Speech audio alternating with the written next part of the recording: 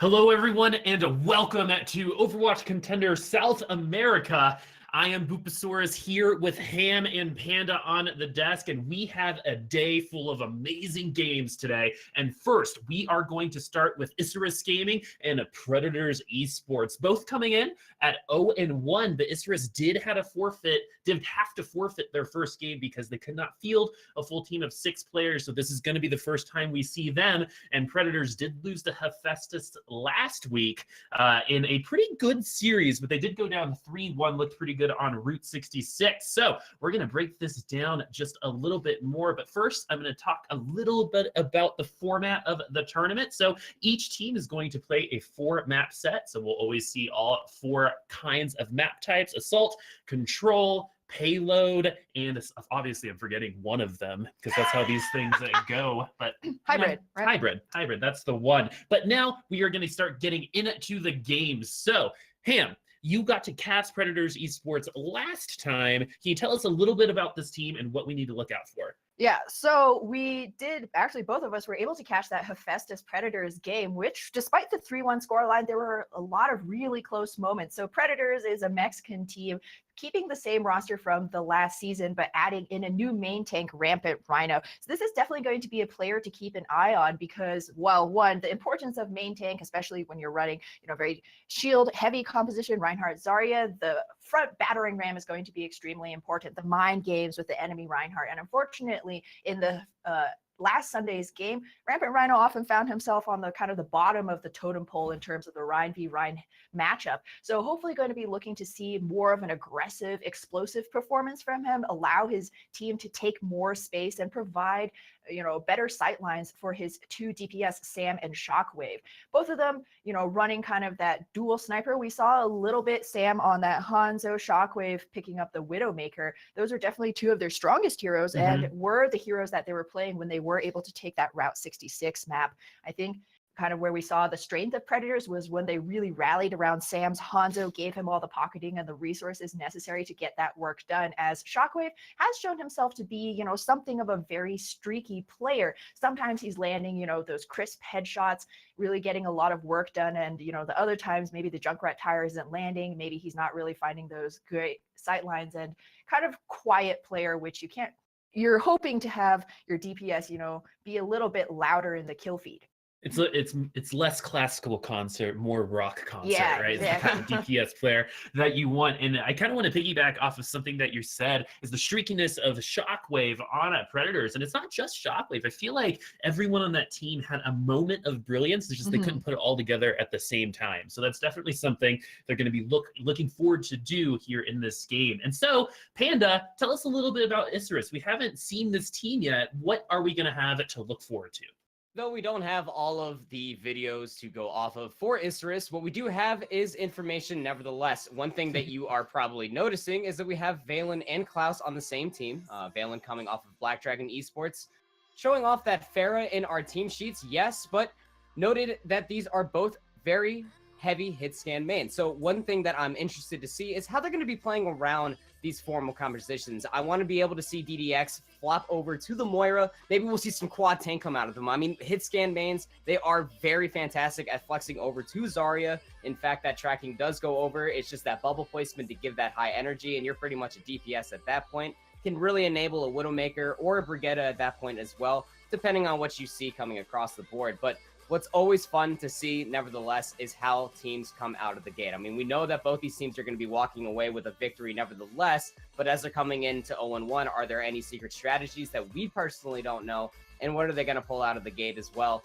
If they do end up taking to the sky, I want to see Valen versus Sam, and I want to see that dogfight all through and through. But you can't get stuck on that micro fight for too long. Again, Klaus and Valen, very formidable Widowmakers, formidable hit scans across the board, and they really like to play Tracer. So if they really end up seeing the other side of Predators not running a Brigitte or a heavy stun lock composition, Tracer can be pretty good.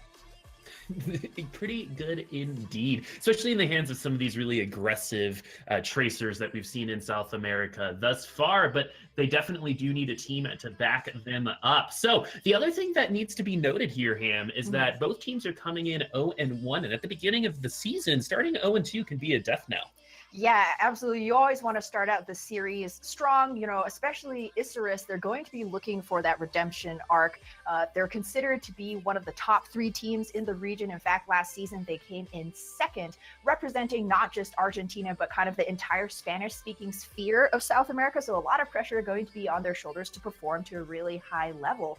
And, Predators as well, having taken the loss from Hephaestus on Sunday, they're going to be seeing, how can we learn from that? Panda brought up a really good point, the Farah dogfight. We remember hearkening back to Lijiang Tower. Sam got 3 barrages in just as many fights, a really key player on that hero. So as we open up on Control, whichever map it is, there's always, some room for that Farah coming out. And I'm really curious how these teams are going to be matching up head to head. Yeah, when you hear that kind of statistic, 3 rocket barrages in 3 fights, you're like, hey, that team definitely won, but they did not. They ended up losing that map. So, and that kind of goes back to the point where they couldn't put it all together. Good individual plays, but it is a team game, and a team of individuals is how you win. So Panda, in terms of team comp, we have seen some offensive Lucios come out of the gates. Why would they be choosing something like that when there might be better choices in terms of picking Zen, or maybe we're seeing some Lucio Mercy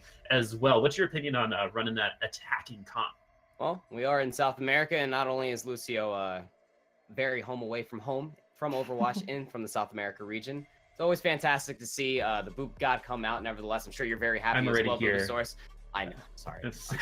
But Lucio himself, you can only embody so much, my friend. But at the end of the day, it's always nice to see how these different compositions come out. Lucio himself is an enabler. We've always seen him come across the board in not so wacky team compositions. Speed enables slower tanks such as Reinhardt and Zarya, and it really is that core to the 3-3 composition. Now, to go against the previous point of compositions, we know Sam is a fantastic Pharah. What is one thing that does counter to 3-3 when you're just speeding up and around and you can't really get to that Pharah? Well, you're pretty much caught with your pants down at that point. Speed is only a terrible going. Situation. It's a very terrible. You hate to see that kind of thing happen, and I don't want to see it happen. That's why I'm really going to hope that we see the speed come around, not only for the Tracer, but when the Lucio gets to take into the dive. It's that over sustainability for a Doomfist, for a Genji, for even a Tracer, in fact, that once you get that single lick of healing, you can actually get another round of cooldowns and get that much further into the team fight. All right, well, we are going to go to our first map, Oasis, but first I'm going to give each analyst 2 seconds to give me a score line. Hand. Oh boy, okay, first up on the Out of topic time, block. Panda. Oh no. I'm going to go with 2-1 with 1 draw here for Isurus Gaming. Okay. Oh, 2-1. I'm going to say 3-1 Isurus. They totally bring it. Awesome. Well, I'm going to go 3-1 Isurus as well, but we do have 2 casters to cast this game, and that is going to be LLC, the LLC, Lemon Kiwi, Lafon, the casters, Limited Liability Corporation. Lemon, take it away. All right, copyright, stamp it. We're going to own it, LaFon. It's Lemon Kiwi and LaFon bringing you the action of our first match here today. Isurus and Predators, both teams with very different histories. One great, one not so great, but it's a new season, LaFon. We're here to prove who can come out on top with these very different rosters. Absolutely. I mean, as everyone sort of highlighted earlier, it's redemption time. You go down 0-1 early on in the season. You don't really want to end up 0-2, so this is very much an opportunity to sort of end that 0 on the board and take your first victory, something that everyone is going to be very grateful for when it happens. So for both teams, it is definitely time to make their mark. So Isurus versus Predators, a lot going on here, Lemon. And my player to watch here is going to be Valen. I mean, Isurus had to unfortunately forfeit their first match. So Valen is the one who replaced Leviathan, a huge DPS duo here for Klaus. And what role is he going to be picking up? Because Klaus, very known for his Tracer. Absolutely. And I mean, right away, we're seeing sort of an interesting look here. The Lucio that mentioned, I'm not sure if they're going to stick with it early on or just get the speed boost out of spawn, but they are going to be starting off with that as we do see a dive composition coming in. Not unexpected here for Oasis, something that is fairly common, and they will start leaving the spawn. So yeah, they will switch over rather, both teams to that Mercy. No Lucio here for our Boop aficionados. That said, Isurus from Predators into the map, positioning for high ground. And the main difference is that Queen in the Sky, or the King in the Sky, no longer throws Sam. And that's not the engagement you would think that would go that way. The Resurrect is available, but Klaus with the second kill of the game, and Valen, I apologize, is now taking his high ground, finds a dink on the Shockwave in the back, and Isurus have a very comfortable control of the first point. Yeah, Klaus around the backline picks off an early frag on the Pharah, something that you don't often see. The Tracer not exactly known as a long-range hit scan, but Klaus making it work in Isurus Gaming with that first pick-off. Very much an early initiative, and they just come in, they force the Resurrect out, and there's no healing on the tanks. So, it's going to be rampant right now, just going down right after. No value there for them as Predators walk in yet again. I wonder if Predators are going to invest their dive tanks to go and dislodge Valen from this high ground, and even Klaus is up there, because you can't have Sam be comfortable. You can't have anyone happy at all on this map for Predators. Are you kidding me? This guy is a lone warrior, and now he's looking for spawn kills. That's confidence right there. Valen comes in with a huge thing, and you did say high ground, but then he rotates off of it to the low ground. No one really paying attention, jumping in the air. There's going to be a comp switch up right here as the composition is going to change over. Sam moving over to the Brigitte. They want to get it in, get aggressive, and try and nullify the advantage that Klaus has. That Tracer has just able to free roam in that back line. But now, ultimates are definitely in the favor of Isurus as they are starting to build up their war chest here. Predators trying to walk in through the sideline here, trying to find something, anything to go in on. Valen's kind of shutting them out. And Infrasight available from Isurus. They know exactly where they're going to engage at high ground. Unreal, though! Getting too high in the sky, getting in the line of sight of Valen is not what you want to do. The pulse bomb hits Sam, and mainly they've brought the Brigitte to shut down Klaus, but Klaus is just unstoppable. He's untouchable. He's going after your friends and your family. He's going for your spawn doors. 75% for Isurus. Predators cannot even get close. And so we see a little bit of BM there from Klaus, but it's been exactly one kill for Predators as Shockwave took down Valen, but the Resurrect is right there in time. They don't have anything up. Shockwave using that Infrasight, trying to find, to sort of scout out where the enemy team is. Isurus now up to 91%. This is last fight territory, and they have a lot to work with here. Only the Transcendence online for Predators, and the tanks walking in the point, trying to find something to go on here. Oh, a self-destruct up into the air from Beast, and Kai'Sa, though, goes down. This is the opportunity here for Predators. Although it's a one-to-one trade, you're taking out the resources from Isurus, but there's still a Transcendence from DDX who uses this to keep the momentum up for Isurus. Predators are in last fight territory, as you've said. Mikla able to get back into mech, but they've lost Apollo. Rampant Rhino is low also. Predators are running out of resources, running out of time, they're running out of tanks, and this could very well be 100-0 map for Isurus to start us off. Isurus with the last couple of cleanup kills, overtime ticks away, and it is going to be 1-0 Isurus on Oasis.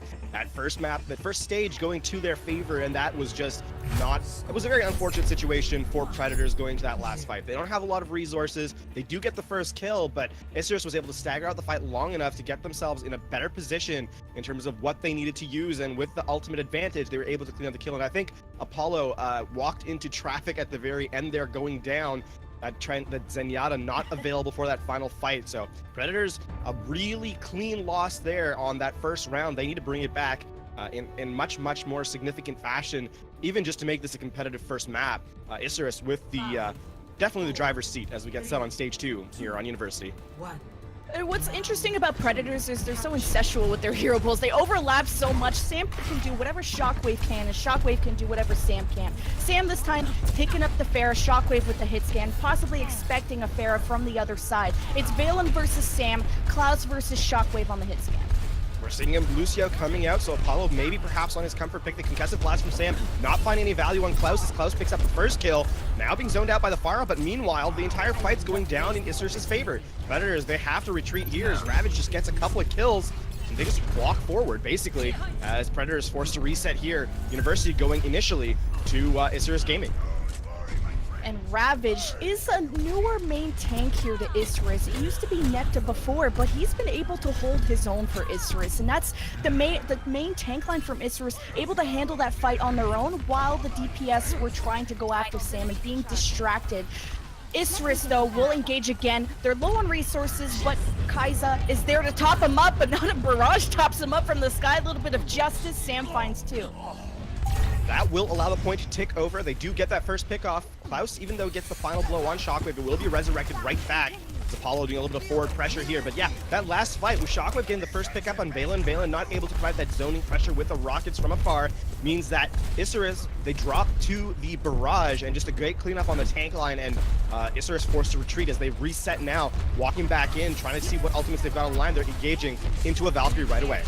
This could be a long fight. Both teams have support ultimates, but it is Predators in current control as an Earth Shatter hits the sky. Shockwave, though, in the middle of a Dragon Strike, but uses the Deadeye to get Kai'Sa out of the sky, which has a ton of value. And now to get that other fair out of the sky, or mainly just break down the shield, chooses to go after Valen. Could finish off Ravaged here, and that's the choice. Great Deadeye there from Shockwave. He comes over the top. They force everyone to hide behind the wall, putting them in a really awkward positioning, allowing the tanks from Predators to walk up. And on top of that, the Deadeye gets a kill onto Kai'Sa. The Valkyrie no longer effective, and they're able to just win the fight off the back of that zoning ability plus the kill. So a great Deadeye from Shockwave, and now Isurus with their backs a little bit of Graviton in right away. Yes, he was 20% ahead from Mikla, and that's the team wipe they needed. The triple kill from the barrage from Valen. Now the cleanup crew is here, and Isurus get that retake, but we are in 1-0 territory for Isurus. Predators can't let this get away from them.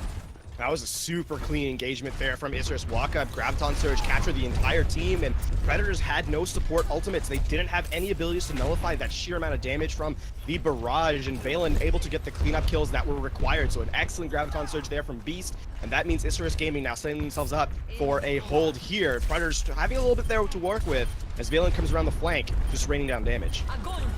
Yeah, Valen just looking for an angles. Another Graviton launched in from Mikla to the other side of the map, and kind of a deja vu there, paired up with the barrage, and Predators in a clear number advantage, although Isurus had to use that Transcendence, but Ravage gets a really nice pin here, loses his support.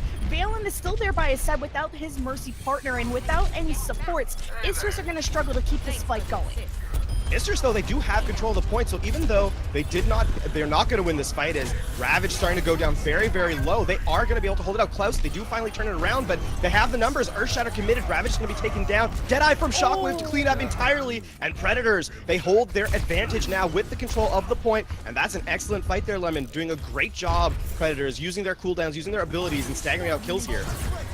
And I love that Klaus switched over to the McCree. I think from the Hanzo at the start of the match, he's like, hey, those are some pretty nice Deadeyes, Shockwave. I wonder if I can take out your fair with the same one. And now current control for Predators. They want to send this into point 3, but Ravage is here with a vengeance. Valen has the barrage, but they need to keep this map control, and Valen starts us off with a good kill. Valen, double kill with that barrage coming in on top. Sam down to 1 HP. The Fire Strike is there. Ravage just swinging away, and Apollo the only one left alive. They are going to tick it over, but it is an overtime fight, so we are in last fight territory pretty much here at the end of this map. And that last fight, Apollo with a completely unpressured sound barrier means that they weren't able to use it in that last fight, something that they could arguably have used to turn it around. Now, Predators with not a whole lot to work with, as Beast is coming up very close to that Graviton Surge. Mikla not even near. It is going to be a really, really scrappy last fight here for Predators as Earthshatter is committed. Earthshatter does get a few, and he already takes out the main shield carrier for Predators. I wonder if they're going to go for that Resurrect, but it's a Farad tool that we're watching right now. Unreal decides to bring back Apollo, and meanwhile, while Unreal was distracted, Sam goes down. Klaus! Oh my goodness, the quad kill! This guy can literally do anything. He was the Star Tracer player on Control or City Center, and now on University. Isurus are going to close us out 100-99 to send us into map 2. An excellent final fight there from Isurus. They have the advantage in terms of ult economy. They have the advantage in terms of timing. No pressure whatsoever, and Ravage with a great Earthshatter in the backline. Nothing that Predators can really do in the Deadeye to get the remainder of the cleanup, as Klaus walking here with the replay. We are seeing that Deadeye coming through. It's a double kill into a nullification of the Deadeye. On the other hand, Shockwave not able to clean it up too much, and Isurus Gaming, very, very commanding performance there on Oasis, taking a 1-0 lead here in our series over Predators. Just a great all-around performance there.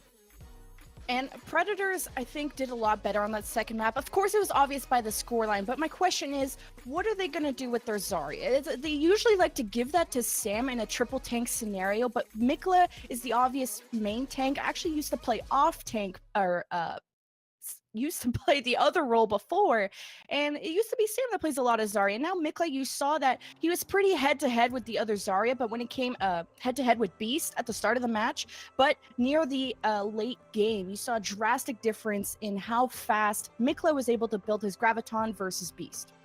And I mean, one of the side effects of having engagements where you're kind of going in haphazardly, staggering out fights, is that your main tank and your off tank aren't really able to get that solid front line, rather, and they're not able to build their ultimates in a way that helps them in the next team fight. And Predators, they made it close in that second map, but how much of that is because Isurus kind of, played a little bit more into that staggered fashion, trying to take fights longer and longer. I think Predators, they need to come in with their ult economy, they need to come in with their communication, just sort of strengthen their front line play. There was a lot there that I think they could have taken advantage of and just sort of sat back and staggered their way through to a 99-100 round loss. And map, of course, stage 1 wasn't particularly close, 100-0. There was like a grand total of like 4 or 5 kills. It was a really tough showing for them. But yeah, to your point, absolutely. The off tank there just not able to build up Graviton Surge on one team, and on the other just farming up ever so quickly. So agreed, there's a lot there for the front line to think about into the next map. And I really like Shockwave's McCree versus his Widowmaker from the first map when it came to Shockwave versus Klaus on that hit scan on University. Shockwave was able to hold his own. You saw a few of those Deadeyes that were triple or quad kills, and we're probably going to see some replays of that. And I mean, another thing too, though, right, is that one thing that Isurus was able to do is they put Valen on the hit scan, the Widowmaker, specifically to that long-range hit scan pressure on stage 1, and then you have to play against a totally different playstyle in stage 2. Klaus coming up with the McCree, from the Hanzo to the McCree, obviously. So there's a lot there, right? Like when you play against a different player, the timings change, the positioning changes, just the sheer willingness to peak. Some players are a little bit more aggressive, some a little bit more passive. So Shockwave has had to react incredibly fast to a difference in versatility in terms of who he's playing against from map to map, just from stage to stage. So the fact that he was able to sort of wake up a little bit on that second stage, I think is perhaps a bright spot for Predators. They definitely need a little bit more, though, in terms of how they're able to turn those advantages into fight wins, into snowballing towards the next team fight, and so on in that regard. I think they just need to have more pressure from their own team and less reacting to whatever they're playing against. So although Isurus has done a great job in sending them on the back foot through map 1. And Valen, I think I mentioned at the start of this series, Valen's the one who replaced Leviathan, and those are so big shoes to fill for Valen coming into this core, second place, one of the top 3 teams in this Contenders region, and he's been able to fill those shoes quite fine as the fair, as we saw back on University.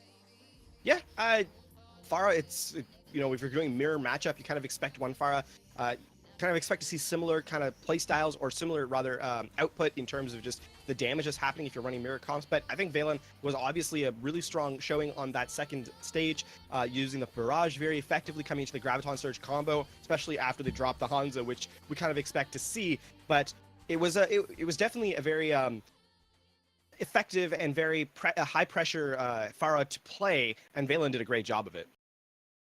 Well, our map 2 is loaded up. King's Road, this is the birth of the Death Ball, and it looks like Isurus will be on the attack first, Predators on the defense, and a bit of a surprise to see the dive coming in from Isurus, as this is such a tank-heavy map. Yeah, dive versus dive. It's going to be a very interesting thing. Shockwave, the defense picking up, or Shockwave pick up the first kill, rather, is Isurus not gonna have to wait for that. Their Mercy losing out that first fight, not very effective first start. They're gonna go through Hotel here as Valen walk in, try to find just an angle of opportunity with that Hanzo. Not really getting an opportunity quite yet to walk in all the way.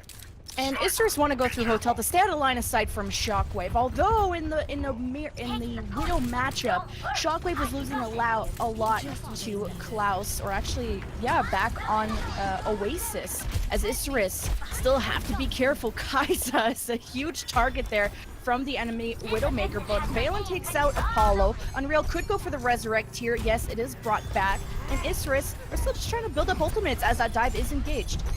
Yeah, trying to take some pressure. Valen on the flank here. That Hanzo trying to find some value. They get the DMAC, and with that, Valen coming in with the Storm Barrel, picks up a cool 3K, and then with the help of Beast comes in for the last final couple of kills. The only one left alive will be Unreal, and that for not very much longer perhaps, as Unreal trying to walk away, getting zoned in by 3 or 4 people. That is a very unfortunate scenario for Mercy to be in a very clean first blow. Without that Matrix, that Storm Arrow just free to do as much damage as they needed. And you saw Valen at the start of these fights try to go through Hotel. He wanted that angle so bad, and Predators didn't do the greatest job of staying aware where everybody was on the map, and especially your flanks and just that Stormbow through that hallway. As Isurus enters street phase within the first fight, very solid, but Klaus opens up with the kill onto Baby Diva here, as Isurus are just going to try to occupy as much space as they can here in streets.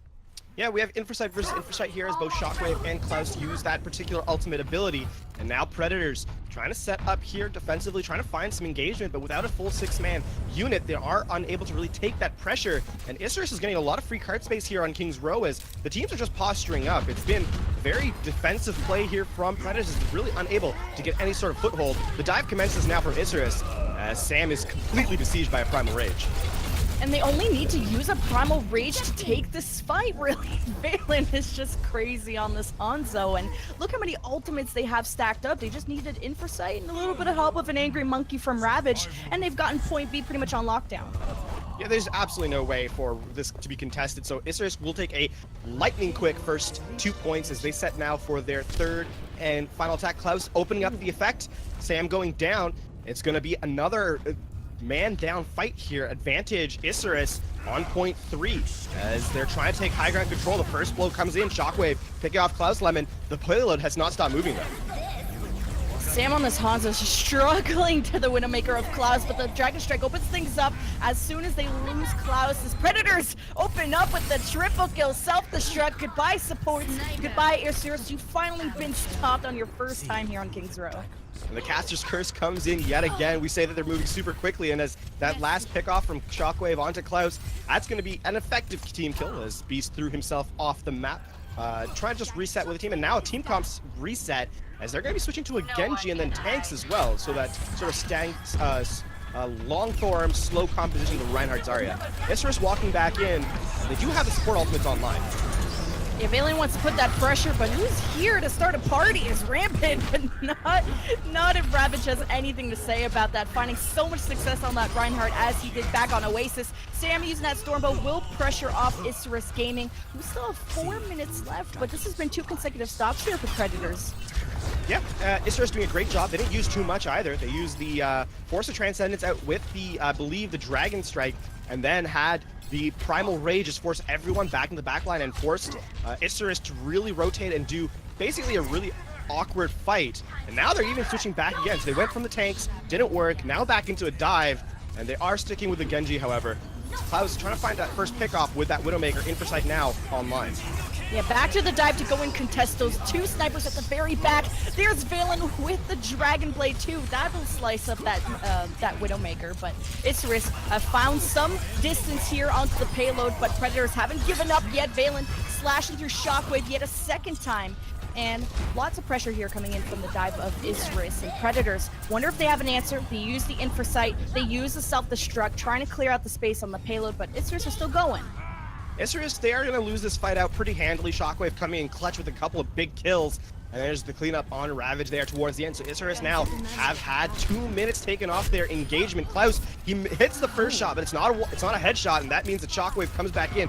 Well timed, takes the final blow, though they will resurrect it back. So Isurus now, they are kind of staggered out, and they haven't really gotten a whole lot moving.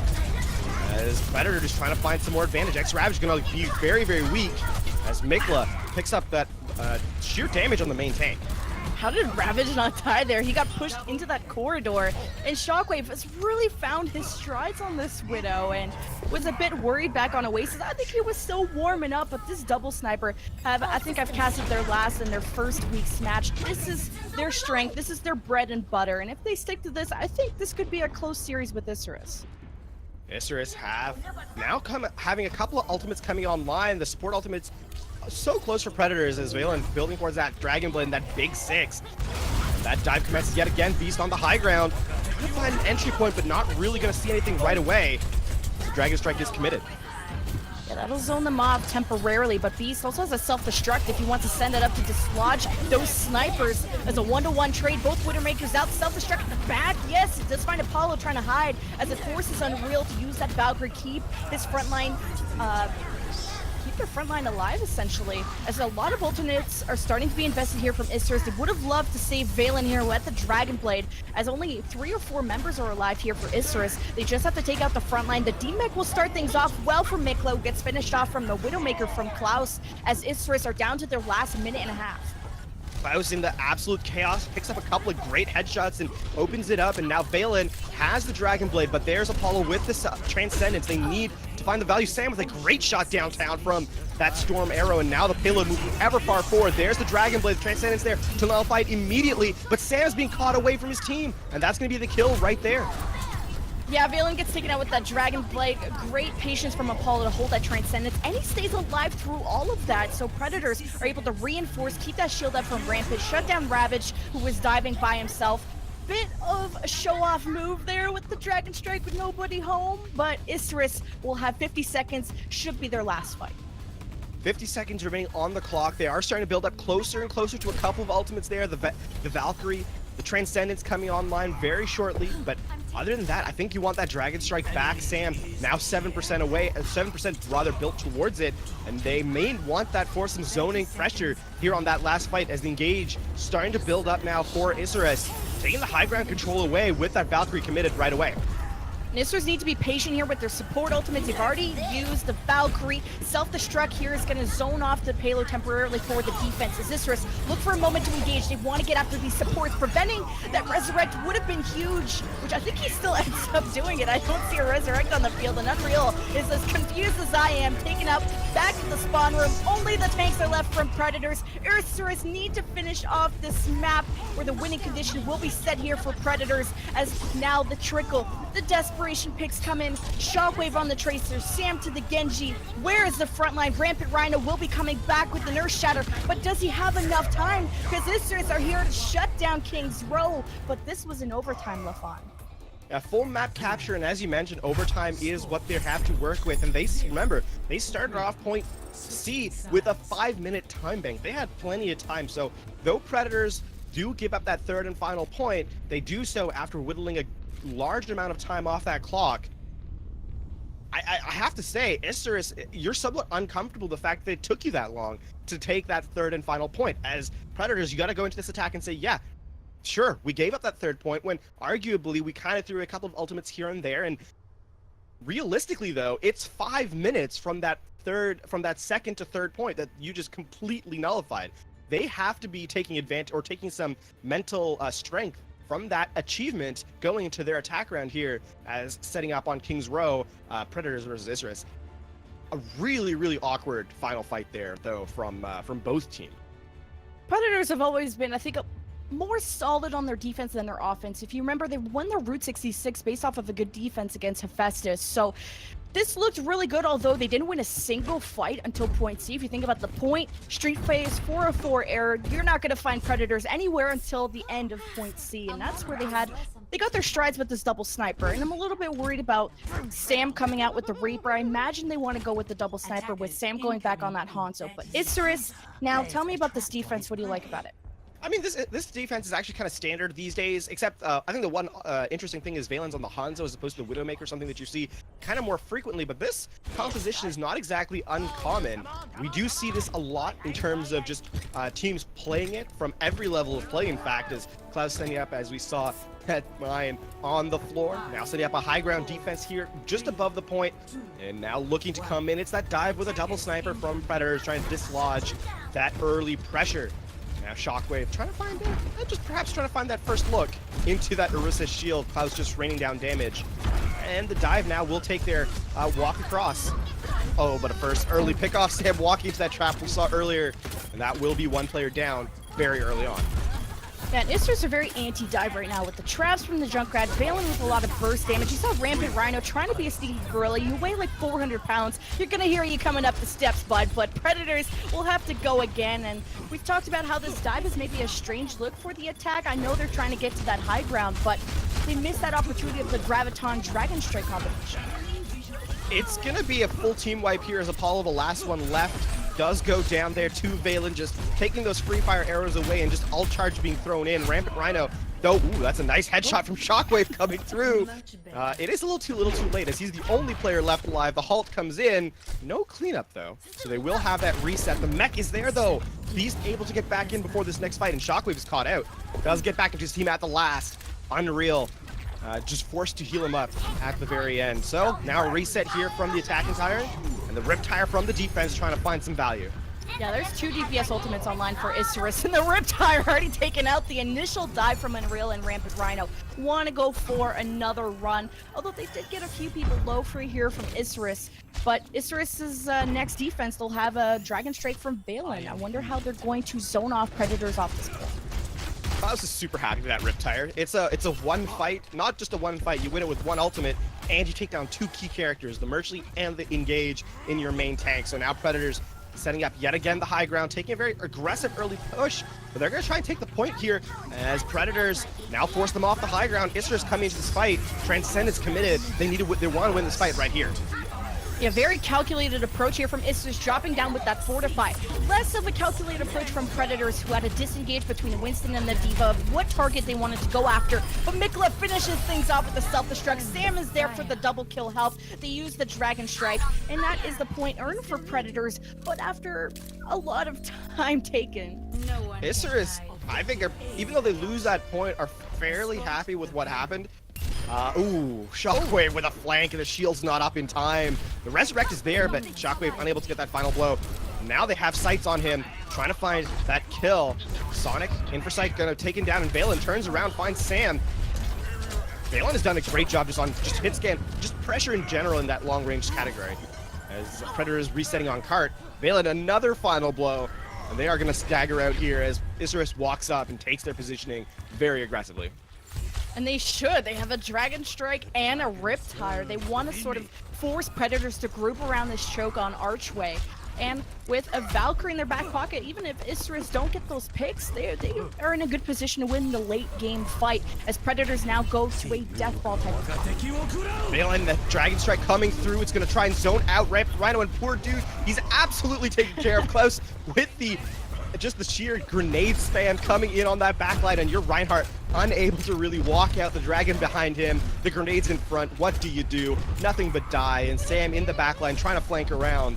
And it is found out by DDX, and that's going to be a reset now. Predators, they do switch to the Pharah. They do get that aerial pressure that they can't really be contested. There is, of course, no hit scan on the side of Isurus. So a great change there from Predators, and they're going to try and engage here with the Valkyrie, but Riptide from Klaus out, trying to wall climb up, trying to find that first kill.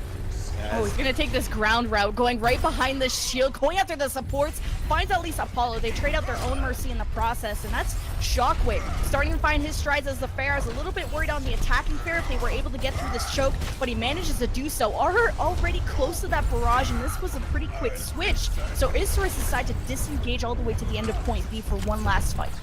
DDX does get zoned out, and that means Shockwave able to just get that final blow on Isurus. They are going to be staggered out here, but that cart is still not moving. So though Isurus is being pressured back, they are going to start doing it now. They will get a recontest here at the very end as DDX respawns. Klaus switches to that McCree. They do want that hit scan pressure again. That Pharah not doing a whole lot here for Isurus. They do have that barrage online. Predators trying to wait for the tanks to walk out and perhaps use it right there.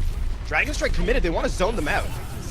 And this does a pretty good job of that, but the Transcendence will lead them back to where the initial started, but it leads them right into a barrage. Does the Transcendence heal through it? He does manage to get a pick on Ravage, but unfortunately, where is the Mercy? Kai's, I guess, is able to get Ravage back into the fight, and they also take out Unreal, so a lot of resources here in favor of Isurus as they even get the cleanup.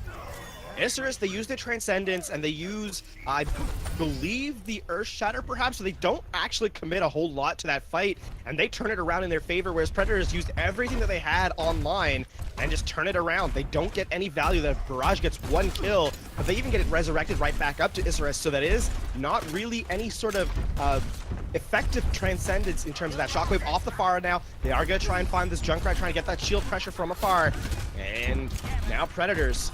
Their backs are a little bit here, a little bit pressured, as they only have a minute left. Graviton Surge committed, but Klaus kind of ignoring it. They want to take the headshot kill. And it's going to be Isurus yet again off the back of a single ultimate, getting that fight win yet again. Yeah, who needs a Dragon Strike from Valen when you got Ravage just hammering everything? And that's a same sort of deja vu that we saw in Oasis. Beast is a lot quicker on his Graviton buildup than Mikla is. But now in the last 40 seconds, Predators are going to have that ultimate available to them. Unfortunately, not a Dragon Strike that they would have liked to combine with it. But Rampant Rhino also has a CC ultimate of Earth Shatter that can help out if things don't pan out for the Graviton. It's going to be an early fight set up here. They do have 20 seconds remaining, and they do have both tank ultimates to work with. So Predators, they theoretically have a lot in the bank. Earth Shatter committed, as well as the Graviton, but the first kill goes to defense. Yes, and the Dragon Strike and Did I Use at the same time could have staggered them a little bit as a Valkyrie used from Unreal. Sam is down, Rampant is down, Shockwave is out. Predators cannot keep this offense going. It's in overtime. They can't afford to not touch this payload, and that will be it. Isurus take map number 2 on King's Row after what a showing on Oasis and what a showing on King's Row. That is such an unfortunate scenario there for Predators. They have both tank ultimates online, and they turn none of those ultimates into kills. It's just too many ultimates used for too little payoff. And though we do see that tank ultimate at the back with that self-destruct finding 4, was not enough to turn this map in Predators' favor. That will be our series going 2-0 for Isurus. And if we talk about Predators were so good on this dive, and then they went to Death Ball. And who knows? And I kind of mentioned how, well, where is their offense stand? We know their defense is good. They can put up a good fight against Hephaestus. And now against Isurus, the defense they held up against at the end of point C, but their offense could not.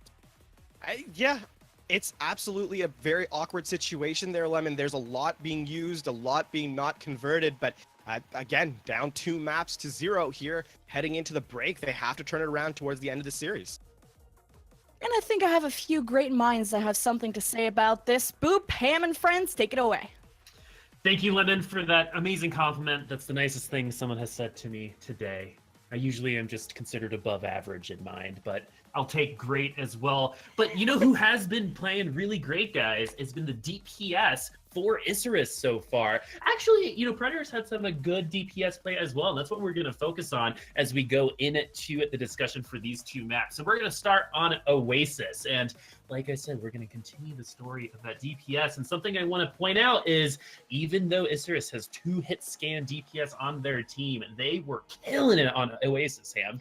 Yeah, the flexibility coming out from Isurus, especially with this kind of new lineup, Valen joining in from the Isurus's previous iteration.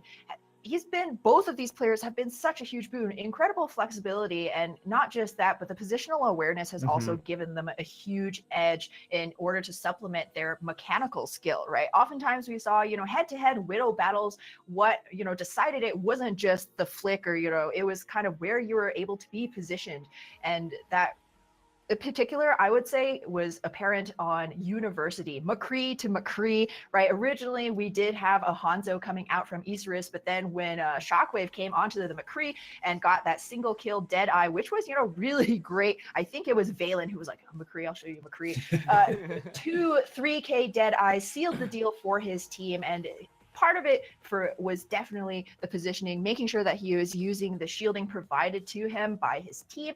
Whereas we often saw Shockwave kind of going on, those flanking routes, trying to make some plays, but it's always very risky when you're going on that, taking that kind of play style as a McCree. You don't have a lot of mobility, not a lot of self-sustain. And I think it boiled down basically to Shockwave was requiring a lot of resources from his team in order to stay up shielding. It's like, oh no, where's Shockwave? He's in that small mini hallway trying to get something done, but he's getting pressured out, and then we all have to rush over there and try and save him. Whereas Valen playing a little bit more conventionally behind the Reinhardt shield, but that afforded him a lot more safety, a lot more space, time to land those shots. So, Panda, I actually want to talk a little bit more about Shockwave just for 1 second, because the guy's got talent. He definitely had his moments, but how do his moments become more consistent? The man's got Skittles, that's for sure. I mean, it's just whether or not they're being shown is pretty much all less in between how much space is being created for this man here. I mean, Shockwave, yes, can come up on a lot of shots. We saw actually on point C, King's Row, in fact, coming alive on those quick scopes. Looked pretty good. Fantastic stuff. But One thing that I wanted to note on, especially talking about Shockwave, is the shackling on Rampant Rhino. He's not able to go further into the line and create the space for Shockwave. I mean, yes, it may be a tale of the DPS in this first series thus far, but DPS are the flashy players that we know and see and love in the kill feed. It's the easier one for sure, but it's always by way of both supports and tanks creating the space for them. As a whole, for Predator's roster, they need to enable Shockwave and Sam that much further, because we've seen both the DPS, in fact, come up huge in certain maps if they're taking the right fight. I'm not saying that Junkrat versus McCree is the fight you want to take, sir, in certain times, but, you know, this town ain't big enough for the two of us. Let's put it that way.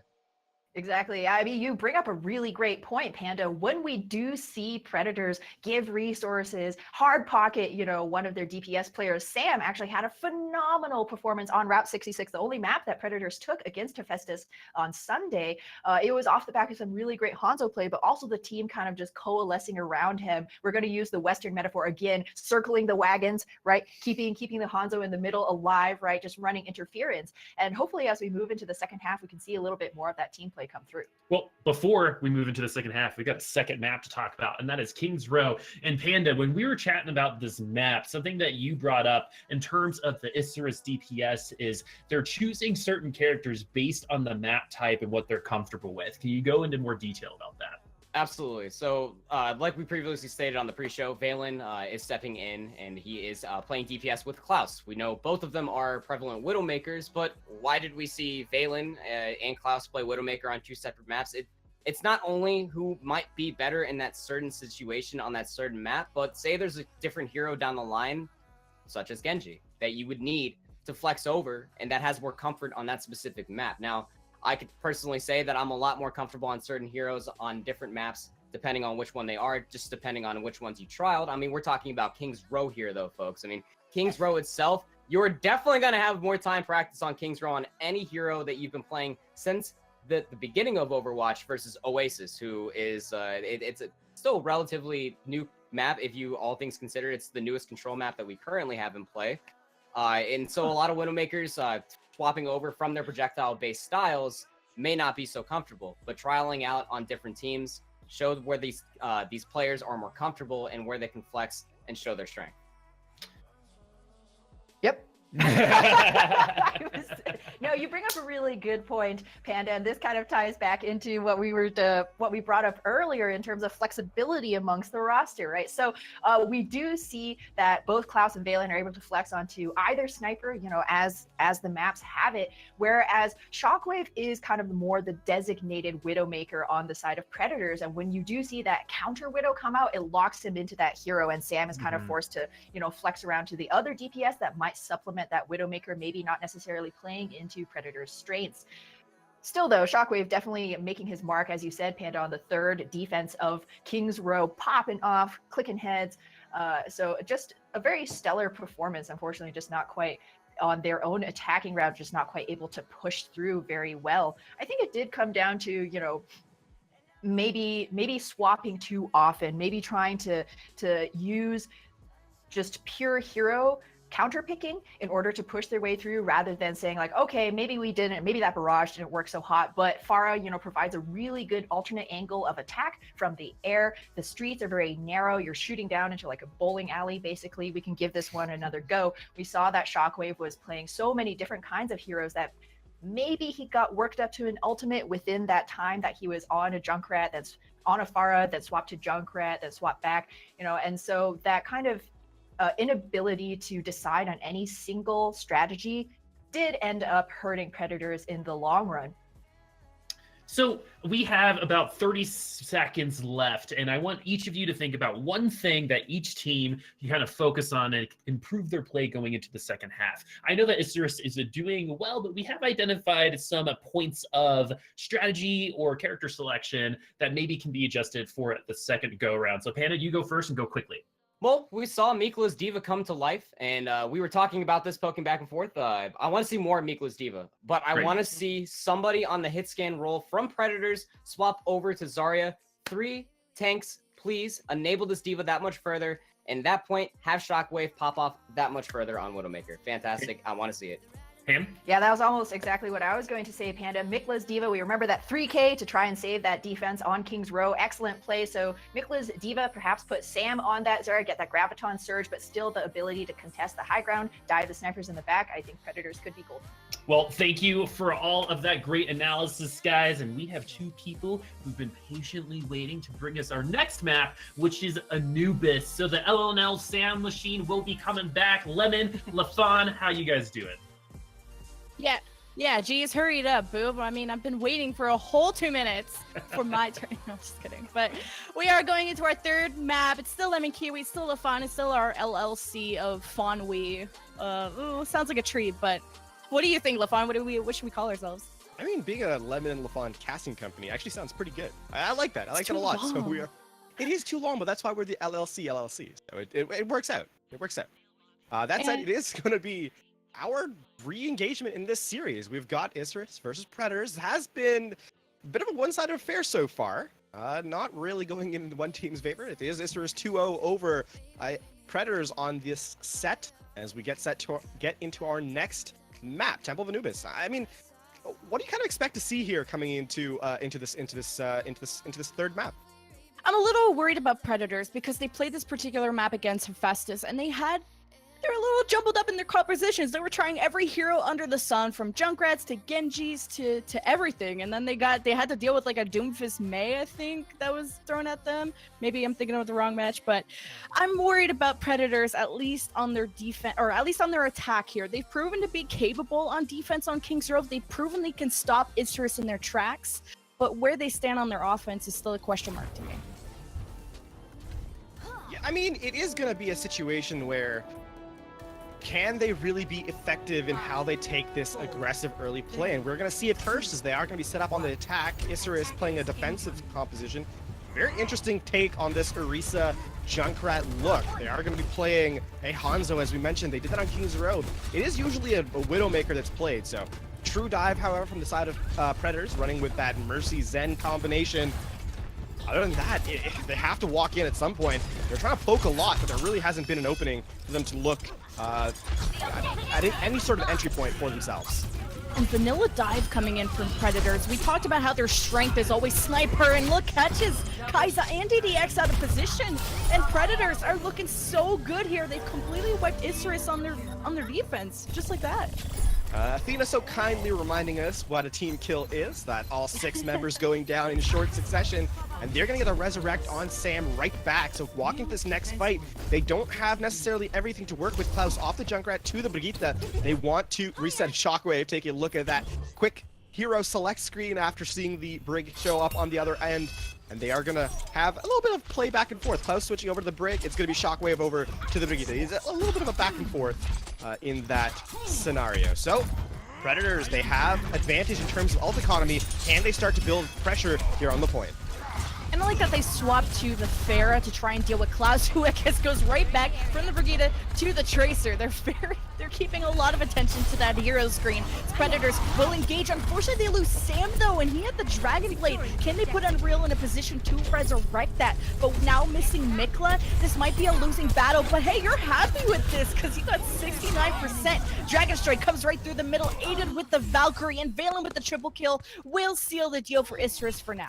2/3 of the point captured, they use actually nothing. I think they use the Primal Rage, but other than that, they use absolutely nothing. And Isurus, to take back that fight, they have to actually commit how many ultimates? So 2/3 of the point, no ultimates used, and you pull out a whole lot from Isurus.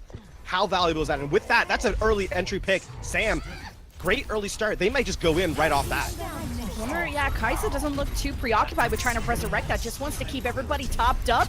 And Klaus back to the Brigitte, Valen onto the Fair. There's a lot of hero spots on this defense. A sweet concuss to actually boot Sam away.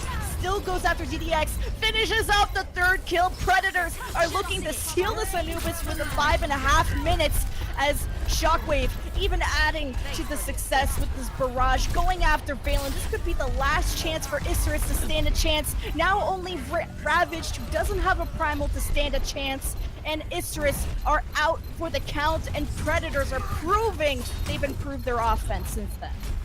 They have 5 minutes remaining. Will they actually capture it before that 10-second countdown to that 5-minute mark? And it will, in fact, come true. 5:06 remaining. Round 1 complete. Predators, a lightning-fast attack round and a very clinical performance. They do a great job of just forcing Isurus into an uncomfortable position and taking full advantage. So Predators, a much better showing in spite of some of the weaker starts on the other 2 maps. Here on Temple of Anubis, they showed to be a lot stronger. And after the shenanigans of hero switching, Shockwave coming in with that Pharah, making it work, making it look very, very strong. And Sam, the Dragon Blade, a 3K after he got concussed away from the team, still manages to find value out of that particular ultimate ability. So Predator's in a really great spot. Isurus, they have a lot to work against here. 5:06 remaining. That's a huge time bank. You have to just complete the map first. Never mind resetting for their second attack round. Isurus, a great wall in front of them in terms of their time bank differential. For perhaps we still have to see how they focus up here on attack. Yeah, Isurus have to play flawlessly into this attack. Predators took the point A within the first fight, and point B was within, what, 2, maybe the third-ish fight? But what my question mark here is actually put onto Isurus player Klaus, who's been my star player throughout the series, and now his swaps from Tracer to Brigitte almost epileptically on the hero screen. It is not helping his team if he doesn't know what he wants to play, and I think either choice has not worked out. He's tried the Brigitte, and then that's when the Pharah came out from Shockwave, then went back to the Tracer, and he was still getting picked off. So I hope Isurus will stabilize a little bit here on their attack. Rampant Rhino putting a large-scale dance show going up with that break. Some technical difficulties showing up. It is, of course, a huge kind of awkward scenario, but we will be back in the game as soon as possible. It is a bit of a technical difficulties, and with that, a bit of a light show by Rampant Rhino on that Orisa on the high ground. They're gonna have a really standard composition, but other than that, I mean, what can you say about Predators? It's been a tough road for them early on in the series, but they look like they've had a bit of a turnaround here on Temple of Anubis. The Predators are looking so good right now, and I mean, the big highlights I've always seen was their double sniper. And Sam, the last time I saw him play Genji on Anubis, he was getting countered really hard, but that was against Hephaestus. And he's picking his targets very well, going after the supports and completely ignoring Valen and Klaus. And surprisingly, how can they ignore Klaus? He's been so good throughout the series, and even when he brought the Brigitte out, even when he brought his own Tracer out, I felt like it was really up to Valen to shut down or to start the defense momentum. I mean, starting the momentum's great and all, but not when you use 4 ultimates and get none out in return, right? I mean, that's a really awkward scenario to put yourself in. You do have a disadvantage in that regard, and Predators, again, I mean, we spoke about them so much on the attack round because they were the ones doing all the pressure. Yeah, the flashy ultimates came from Isurus, but they got no value from it. Not only, like, if you give up, there's always trade-offs to be made, right? Either you just win out the fight straight and you get lucky, but usually use ultimates to try and, you know, mortgage a little bit of point pressure, or you want to buy time for yourself. And Isurus really didn't do that. They used their Primal Rage, they used the Transcendence, they used the Dragon Strike, they used, you know, a whole bunch of their ultimates and got nothing from it. They didn't even knock them off the point. So Predators, as soon as they lost that first member and they started seeing that they weren't making any progress, okay, we'll back up, no big deal, we'll reset, it's great, it's fine. And Isurus, they're like, okay, yeah, let's just throw a closing Dragon Strike because maybe they might re-engage. Isurus, just a really awkward first fight from them, and it kind of, you know, just set them out in a really awkward play towards the end of that map. But now it's going to be Predators on the defense, and they have an opportunity to take the first map here in their series. They're going to set up that same defense, except with a Widowmaker instead of the Hanzo that Valen was so fond of running. Isurus, on the other hand, going to be running that dive, and Valen back to perhaps a comfort pick. Picks that Hanzo yet again, and it's going to be Objective A opening up right away. And the winning condition is set here. Predators can full hold this defense, even stop them from getting point B. This series could start to turn around. This is 2-0 territory. Isurus, if they win this map, they win this series. Predators have their lives on the line for the series anyway. But Predators have their setup with the Junkrat and Widowmaker. They're playing very far away behind Isurus' shield, where Klaus was trying to be sneaky, but not a Shockwave could spot you first. Oh, that's Shockwave with a well-placed Venom Mine, and when you're spotted out like that and you've got a free look, Sam playing a little bit with fire, doesn't use the deflected, it's going to cost them, takes the great headshot, Shockwave, and then as they're walking across, the halt from Orisa just slowing them down enough that Shockwave gets a free and easy headshot. And Isurus is kind of caught out here inside this mega health pack room here on the right. They can't move forward, but they can't move out either. And they're going to try and see for the resets as they try and walk in. Eventually, the dive commencing tanks to the high ground. But X-Ravage gets trapped, he gets taken out right away. Oh, yeah, trying to stay out of line of sight, but that's what's so great about a Junkrat on defense. The traps and the burst damage close range, but Kai'Sa manages to get that resurrect in front of a bunch of people. Unreal almost does the same, but it's still Predator's defense set up on the high ground. X-Ravage is going to try this one again. Dislodges Rampant Rhino, who was trying to fortify on the low ground, but Ravage able to finish that one off as Isurus in the number advantage. They do secure the point within the second fight. That is just absolute maniacal behavior from Kai'Sa. Comes in, gets a resurrect inside the Orisa shield. That is just... How much more aggressive can you be as a support player? That's insane. And that turns the fight around. They get the pressure back, they get the engage ability back, and then of course Valen with that Junkrat, with the Hanzo rather, I guess a long-range Junkrat you could call Hanzo. But he gets the couple kills, the Dragon Strike gonna be committed as they walk into point B here. And they're gonna find a kill. And Predators don't have any ultimates because they switched so many of their heroes now to a death ball. Just swat away the entry of Isurus Gaming, who have used quite a bit of ultimates and not even any point pressure here. They're starting to build up that stagger though, and the D-Mech coming in on Mikla, that's going to be a very disastrous. They don't have that damage mitigation. Klaus dashing through the team. Valen, yet again, with that Storm Arrow finding a lot of pressure, and they're going to start building up progress from the point. Valen, yet again, another couple of kills. They aren't going to really be able to do anything. Unreal goes down, and now it's all but the stagger here for Predators. They have nothing to work with. Valen is putting the team on his back, and Predators can only trickle in and hope the time bank can get a little closer. As Rampant Rhino was trying to storm in like a wrecking ball, but you ain't Hammond, bud. That'll be the end, and barely a 20-second difference between the two time banks. So we start off our second round of attack with more time than we did the first round. I mean, what more can you say? It's 4 minutes to 5 minutes. We're going backwards in time at this rate. A minute 6 added to Predator's time. They're going to attack first again, and what we thought a lightning round, it's going to become a speed run of a map here. How far can we get through Temple of Anubis, and how many times?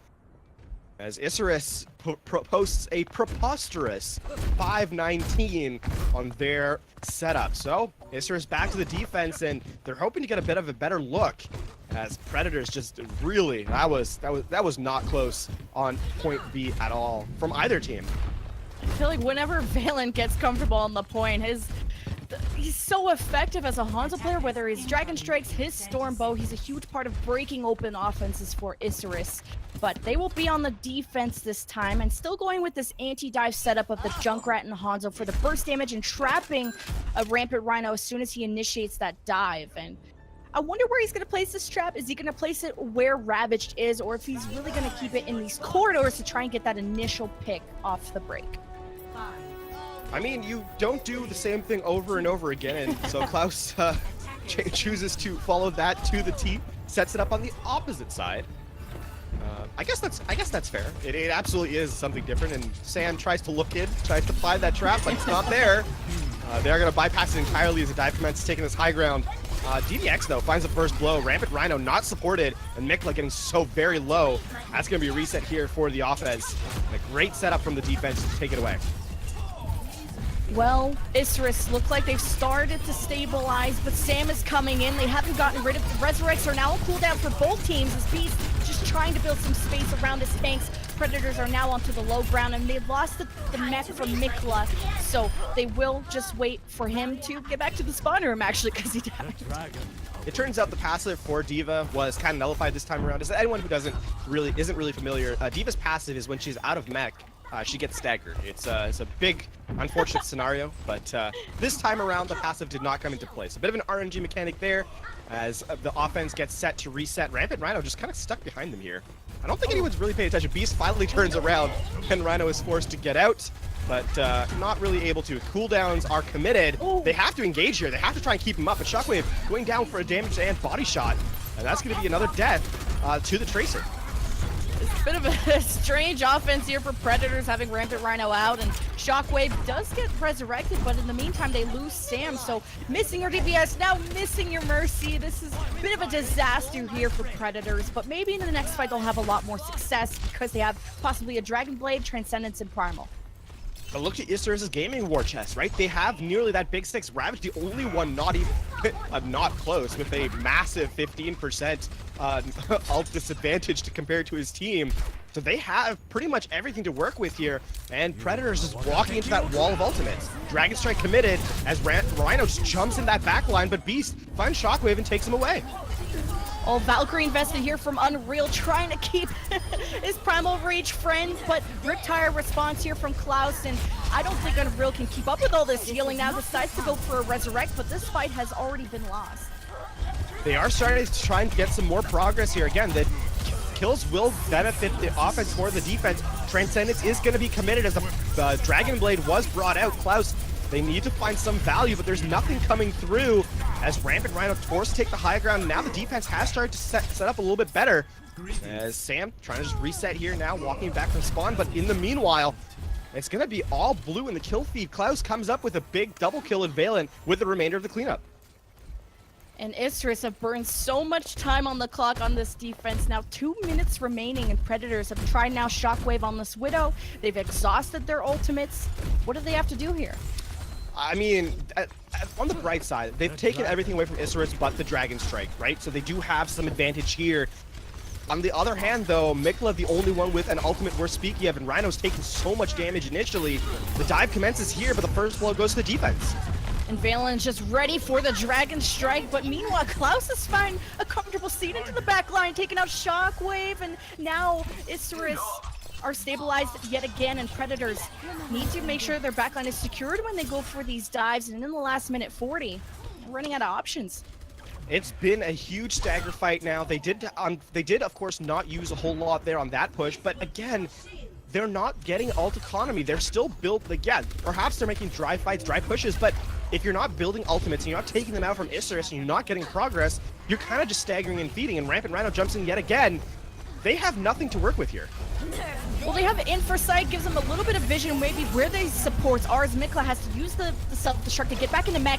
Dragon Strike used from the defense to clear this way, and Klaus is using the Dragon Blade with 8 of the Valkyrie power boost, finds one at the back, taking out Sam, but the kills are still following in the way of Predators, as Shockwave has found to pick on the Kaiser. That's a lot of resources gone for Isurus, and Predators could be ready to engage here as they step onto the floor.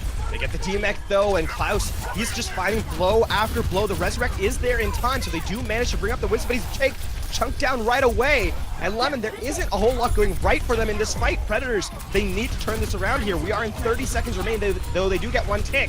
There's not a whole lot left here. Yes, and Apollo going down, man. Unreal had so much pressure to heal up these such low tanks, and now getting staggered in the last 30 seconds. Predators are gonna have to go in with some members missing, and Isurus have some ultimates even to work with in their final attack. So Predators, this might be the end right here.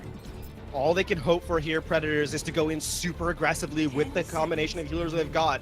They've got the Dragon Blade. They're close to the Primal Rage. They have to be supremely, stupendously aggressive in this last fight.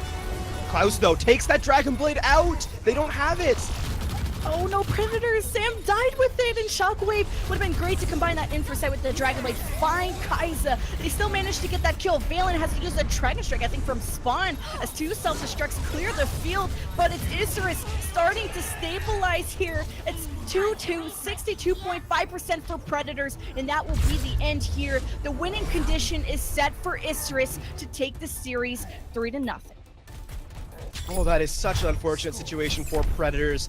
They come in, they have a win condition established, and then their win condition is snuffed out. It's, at that point in time, the call is just, I'm going in with the blade, and then the blade's not there. Isurus, they have a clear path to victory to go up 3-0 in this set. And that is just, it's just massive for them. Now Predators has to play. Predators still has an opportunity to win. Again, they did take 62.5% on point A, so they have an opportunity here. But think how quickly that first fight went for Isurus Gaming on the first round of attack. Predators, they have to take off 519 and prevent them from getting that 1.5 ticks on that control capture percentage. There's a lot for them to work with here. What was just so unlucky, as I like to say in my rank play games when something goes wrong, is Sam dying with the Dragon Blade, Apollo using the Transcendence too early in the fight to aid Sam in staying alive, which felt like Apollo was missing a lot in these mid-game fights, which put a lot of pressure onto Unreal to top up the tanks and putting so much more focus on the tanks, hence why someone like Sam was dying so much when trying to engage. Sam, now by figuring out Klaus's prediction, she puts the trap on the right-hand side. Maybe there's something about that. Klaus now on that Genji, so we are seeing a little bit more Genji. Valen's still on the Hanzo. Has been much more prevalent than the Widowmaker. Very interesting look here from Isurus as they're going to walk in. The dive a little bit more structured already, as they're just setting up a two-man flank here. And the tanks are starting to set up position. They're going very slow about this. Again, they only have to take that 1.5 ticks or so. But the first kill will go to Valen going down as Shockwave picks up the first blow. Yeah, Isurus trying to go through the health pack corridor, but you gotta worry about this Junkrat just bursting through. A Shockwave could find a nice kill there to stagger Ravage. Not gonna happen. 4 minutes and 40 is what Predators have to burn if they want to keep the series alive. And Isurus waiting for Klaus to have that Dragon Blade, and this could open things up pretty big. Yeah, again, they're just sort of pressuring out. Again, they have time to work with. They know what their win condition is. Oh, but Klaus not looking above. Look up, guys, look up. And takes an arrow to the dome. And that's going to put a dent in anyone's day, even if you do have, sort of a helmet that Genji does. But even so, high-power projectile will nullify that push. And so Isurus, again, though, they haven't really forced an engagement yet, and they're still trying to build ultimate percentage, and they've done a good job so far. Klaus already up to 90% on the Dragon Blade. Sam not close to that Riptire yet. Oh, he's just bursting through everything. That's how you get a low accuracy percentage. Just bursting through this hallway as Isurus want to stay alive here, but actually opens up an opportunity for Ravage to come in. But without Beast's Matrix, he's quickly bursted down. Klaus with the Dragon Blade, but it gets nullified. The Junkrat is there with the grenades in time, though Shockwave picks up one. Can they turn this around? It looks like Isurus just gonna force to retreat here. They pick up a couple of kills, but it won't be enough. And Valen just spamming from spawn a little bit here with that Hanzo. 3 minutes and 30 left for Isurus to engage here, and they'll go in with Ravage's Primal. This will be a good start. Yeah, I mean, again, they've taken away 2 minutes, so they are starting to build up a little bit in that defensive ultimate economy. Isurus starting to look a little bit frazzled, but the jump comes in. Ravage trying to find pressure. Primal Rage committed. Yes, the Dragon Strike goes right through, separates the team. Nicholas gonna use the self-destruct to get the mech back as the Valkyrie also investing here for Predators. They cannot afford to lose a single fight, or that will be the end of them in this series as the Dragon Strike comes right through the middle here for Valen. Shockwave takes some protection here in the hallway. Sam with the double kill, Riptire make it the triple, baby, as Predators hold another defense. They could actually do this, LaFon. Still time will tell. There's 2 minutes, 30 seconds remaining, and Predators had to use everything on that defense. And Isurus are starting to build that climb. They've got the Dragon Blade 50%. Klaus has been very quick to farm that ultimate, and Beast has the self-destruct online. Though they do lose DDX, that will be...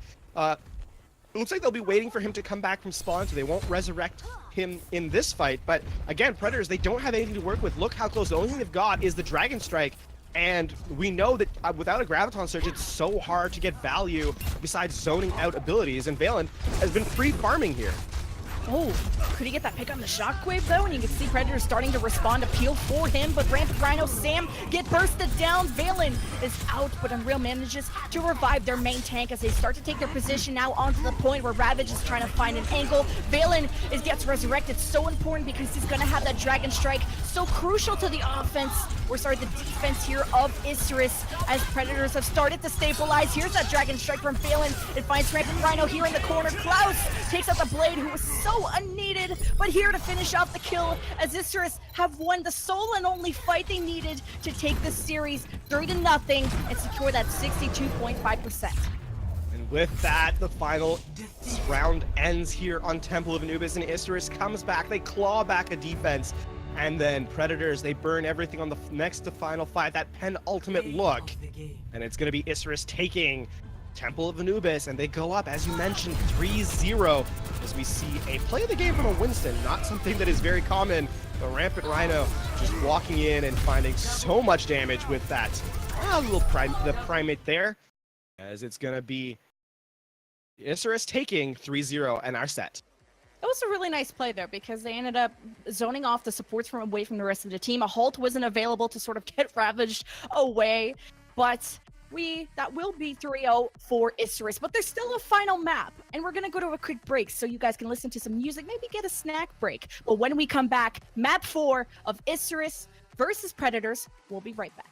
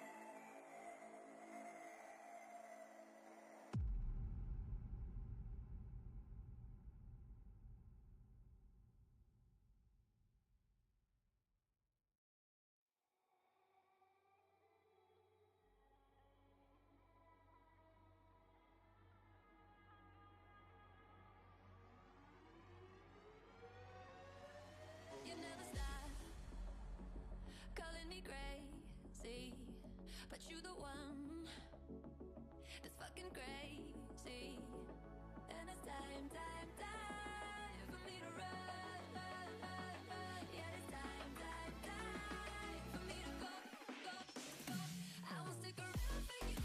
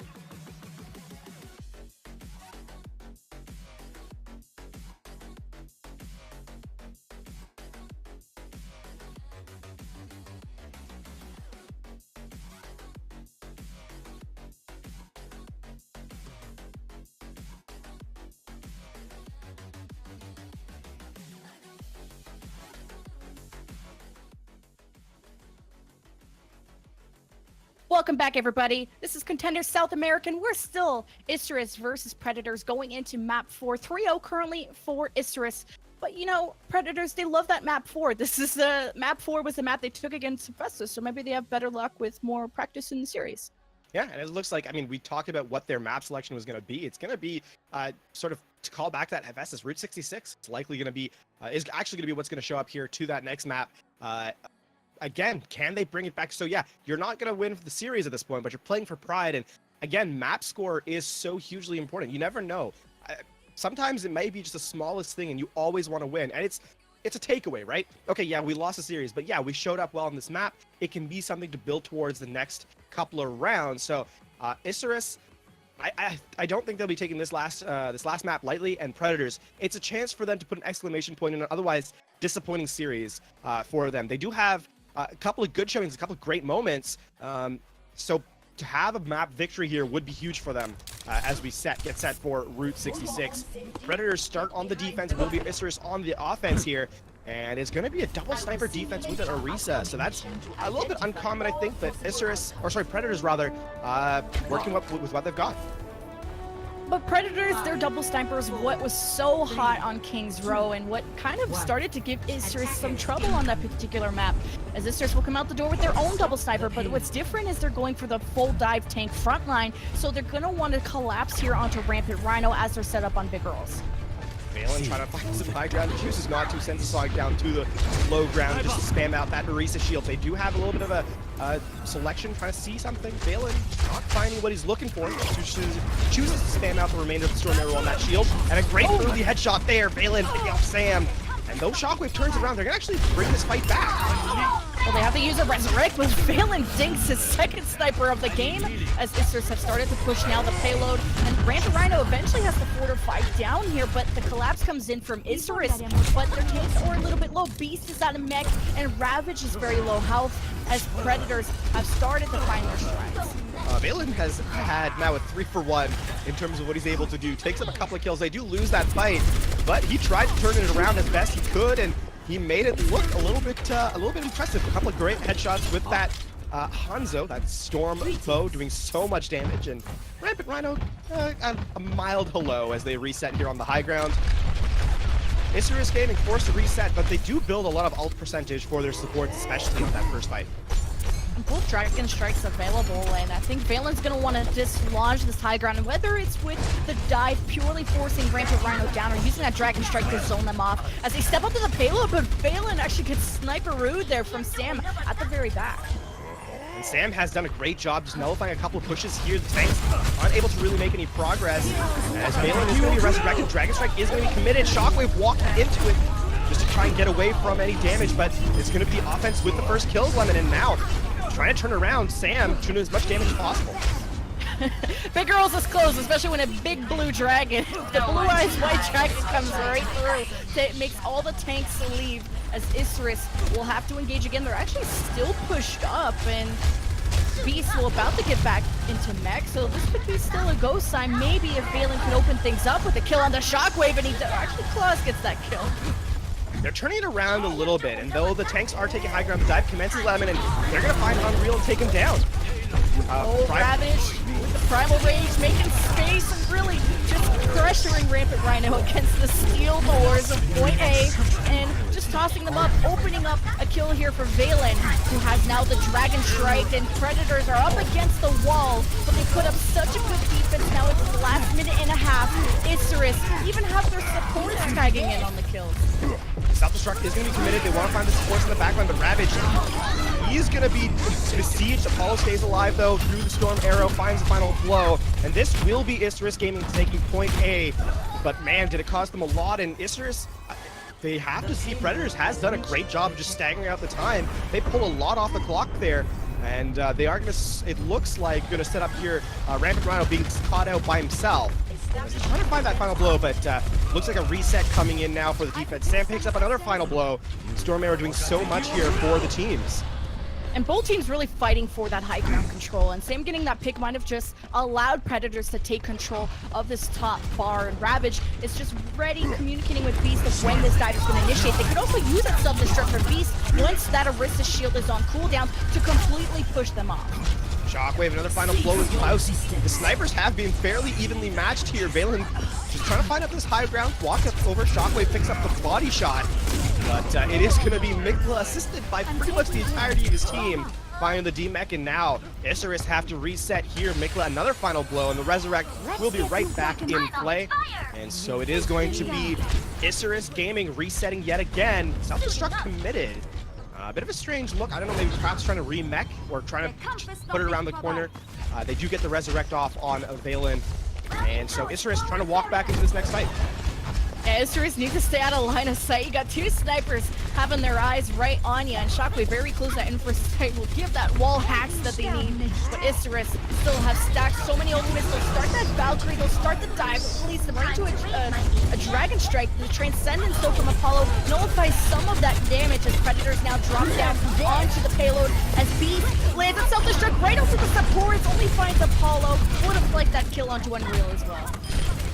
great place to put that self-destruct. Mikla gonna find the SMG just as deadly as the scope, and so will Sam, but in the reverse, as Unreal, the only one left alive to contest alongside that Rampant Rhino on the Orisa now. It is gonna be the final blows coming through, and they are just gonna take the forward momentum here, will Isurus, as they start to build that percentage. A minute 27 remaining, not a whole lot of time to work with, and Isurus, though they do have some ultimates coming online, they could easily be stalled out here on third, or towards the end of second into third.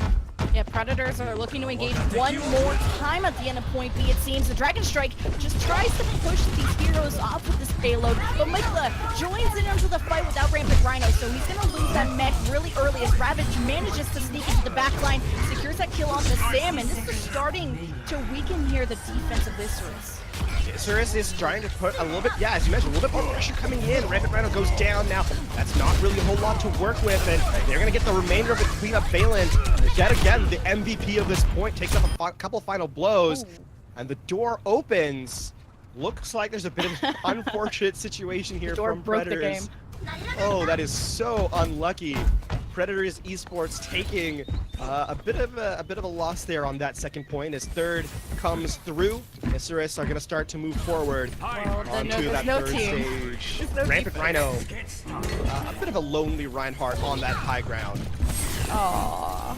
I mean, who sneezed on their modem and just like deleted Predators Esports from this game? Come on, leave Rhino alone. He's doing his very best. Justice for Rhino. Oh, that is. Come on! Oh no! He tried to pin it. That's his own fault there. I think he also got stunned by Klaus there on the preheat. So Oh, Isurus Gaming will roll through here on third as we're gonna try and see if there's any information about what is gonna happen here to this next one. So round one ends. Isurus Gaming taking it all. What a decisive fight. Wow, Yeah, that point C. I mean, was really good. But to Isurus's to Predator's perspective, though, I mean, they took the defense through their first two stages was quite impressive. Look at the time on the clock. Like, I mean, it's a minute 7 remaining. Even despite the whole issues on third, they took off to a minute 7. That's a lot. Yeah, I mean, it kind of helps when the other team got deleted and you can just breeze through point C.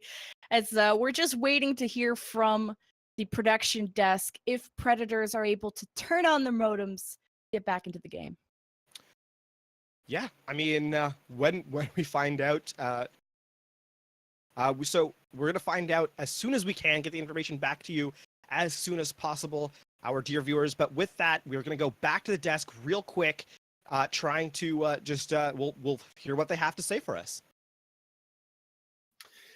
Hello, everyone, and welcome back. Unfortunately, we are not here on good terms as Predators Esports were unable to find a connection once again, and as per Blizzard rules, I'm reading from it directly, as the players from Predators cannot reestablish a connection. Unfortunately, per the rules, they must forfeit the match. So that is Predators going down in a sweep 4-0 due to a lack of connection issues. As Lemon said, the sneeze on the modem really messed them up. Powerful sinuses. Powerful sinus. That time of year. Not enough Zyrtec, not enough Allegra. Pollen all over the place. Too much pollen, literally everywhere. But Rampant Rhino, I love that you stayed in there. You tried your best. And also, Lemon, I really loved when the self-destruct came out. You're like, come on.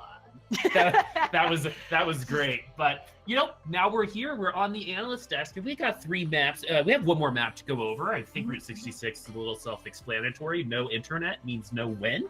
So we will only briefly touch on that, but let's go ahead and break down Anubis, which went into extra innings, and it felt like it would get to a high scoreline hand, but ended at 3-2.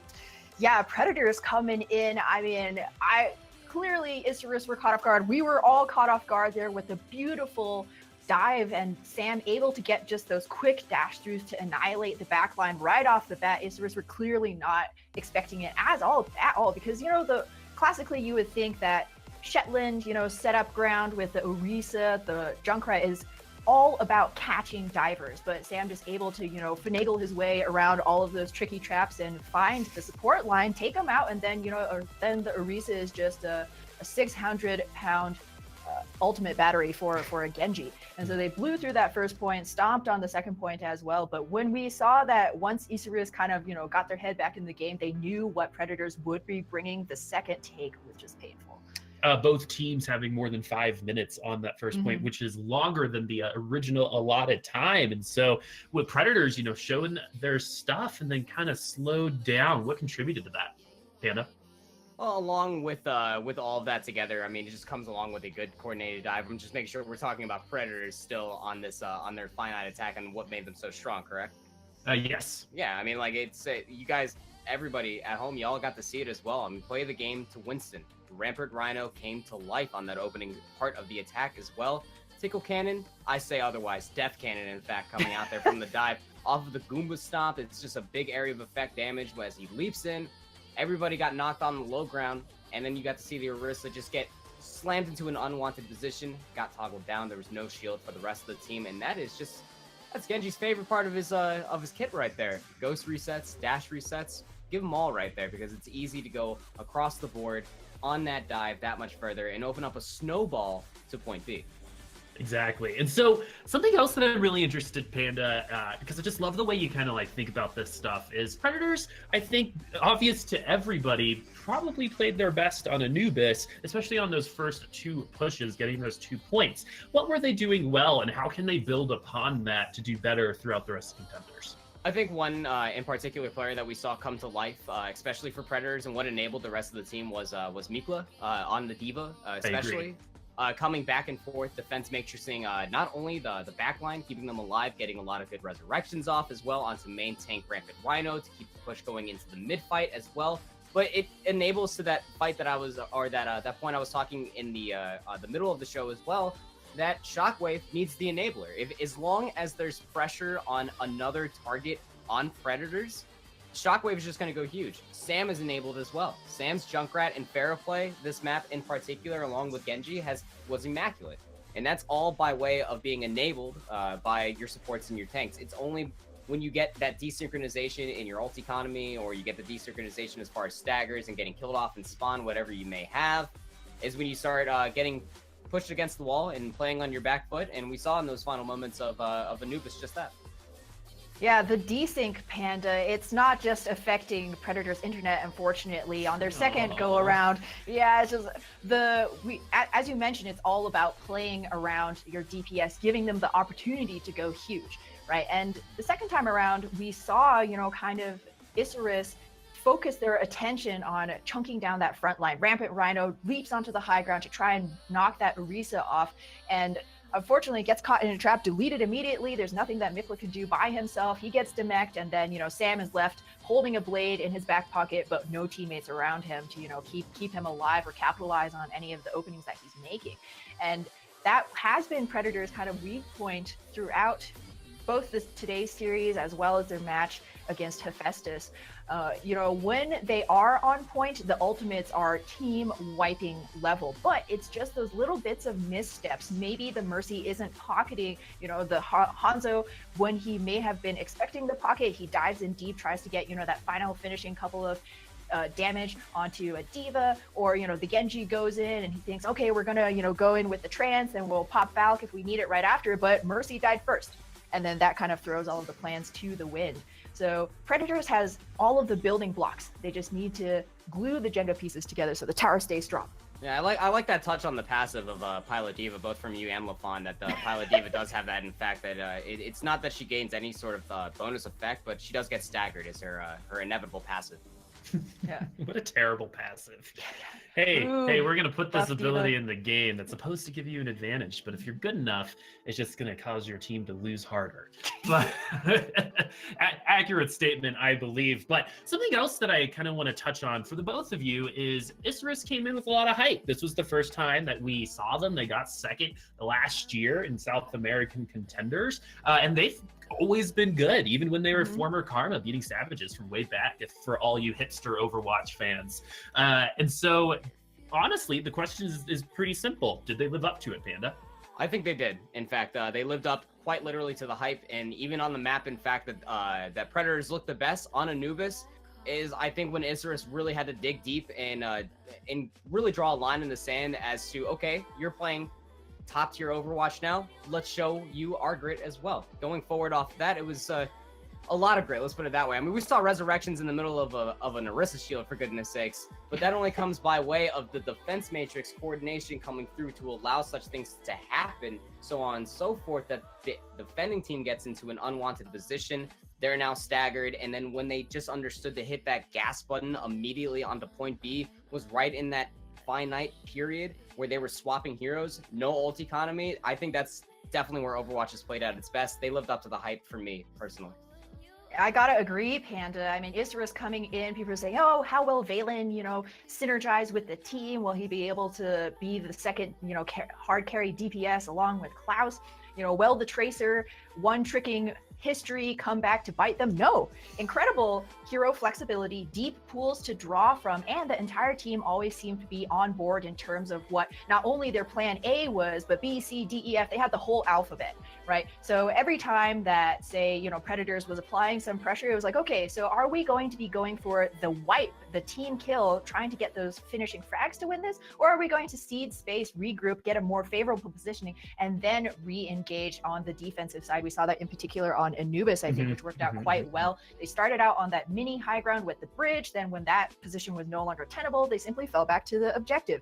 There was no panic on the side of the tank line. The Orisa was able to, move back with the defense matrix, keeping her safe, reset up the shield, and then it was just another hurdle that Predators needed to overcome, just set up in a different, more advantageous spot for the defense. So I would say also, Isurus, absolutely a threat to be reckoned with here. Be curious to see where they end up placing towards the end of this tournament, if they're going to capture that second spot once again, but it's looking very good for them so far. So I actually want to go over a little bit about Group B, because this is actually shaping up to be a pretty competitive group. So Black Dragons, Isurus, Pain, Isurus and Pain were the ones that people thought, hey, these are going to be the winners of Group B. This will be number 1 and 2. But Black Dragons beating Pain has put Group B into a little bit of a muddled situation. This is now anyone's game, especially since Isurus started with a loss. Yeah. And so Black Dragons is going to be able to position themselves in the next game and go up 2-0, potentially stay on top of Group B, which would be huge for them because they did beat Pain, one of their biggest competitions. We are going to see Pain a little bit later today, and they are down 0-1, and they haven't faced Isurus just yet. So Group B is shaping up to be quite the barn burner, guys. I'm really excited to see what is going to happen next. But for you guys on this stream, we're going to be back next because 2Kill Gaming and Black Dragons are going to be taking on each other. We're going to switch up the desk a little bit. The casters and the host and this analyst here are going to switch it up. We will be bringing you the cast. Lemon and LaFon will be joining us on the desk, and Panda will be our host. So we will be back in a bit, but make sure to check out 2Kill Gaming, our first time looking at them as well, and Black Dragons, who won a phenomenal 5-game set against Pain last week. We'll see you all soon.